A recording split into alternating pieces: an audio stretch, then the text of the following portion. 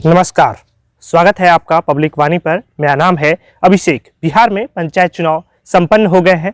अब उप मुखिया, उप सरपंच, प्रमुख, उप प्रमुख, जिला परिषद अध्यक्ष एवं उपाध्यक्ष के चुनाव को लेकर सरगर्मी तेज है। लेकिन आज के वीडियो में बिहार में 24 सीटों के लिए होने वाले विधान परिषद के सदस्यों यानी member of legislative council MLC के चुनाव पर बात करेंगे। आखिर विधान पार्षद क्या होता है, इसके चुनाव की क्या प्रक्रिया होती है, आखिर इसमें कौन कौन वोटिंग करते हैं और इनके क्या काम होते हैं, इस वीडियो में हम आपको बताने की कोशिश करेंगे।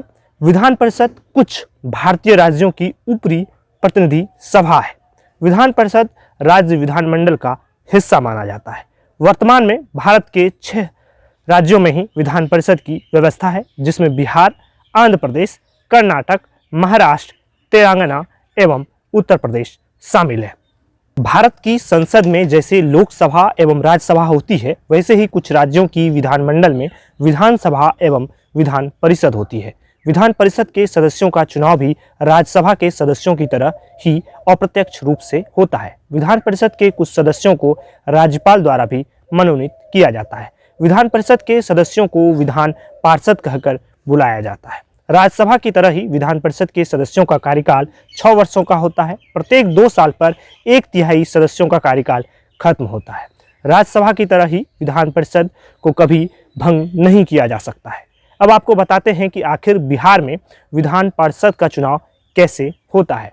किसी भी राज्य की विधान परिषद के सदस्यों की संख्या उस राज्य की विधानसभा में स्थित सदस्यों की कुल संख्या के 1/3 से अधिक नहीं होनी चाहिए। बिहार में विधान परिषद के कुल सदस्यों की संख्या 75 है।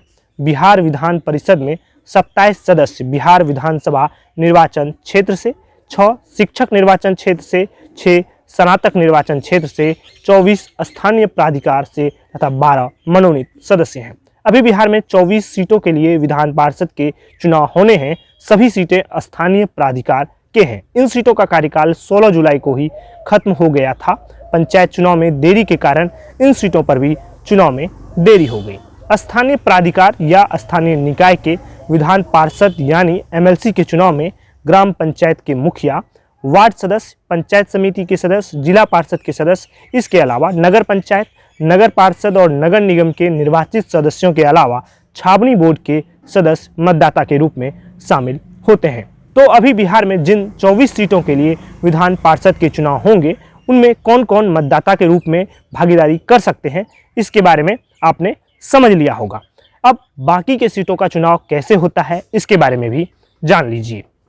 बिहार में 6 शिक्षक निर्वाचन क्षेत्र से विधान पार्षद चुने जाते हैं। इसमें शिक्षकों द्वारा विधान पार्षद को चुना जाता है, जिन्होंने कम से कम 3 वर्षों तक राज्य के भीतर किसी शैक्षिक संस्थानों में पढ़ाने का कार्य किया है। ऐसे लोग इस चुनाव में वोटिंग कर सकते हैं। माध्यमिक विद्यालयों से नीचे पढ़ाने वाले शिक्षकों को इसकी अनुमति नहीं है। बिहार में 6 स्नातक निर्वाचन क्षेत्र से MLC चुने जाते हैं।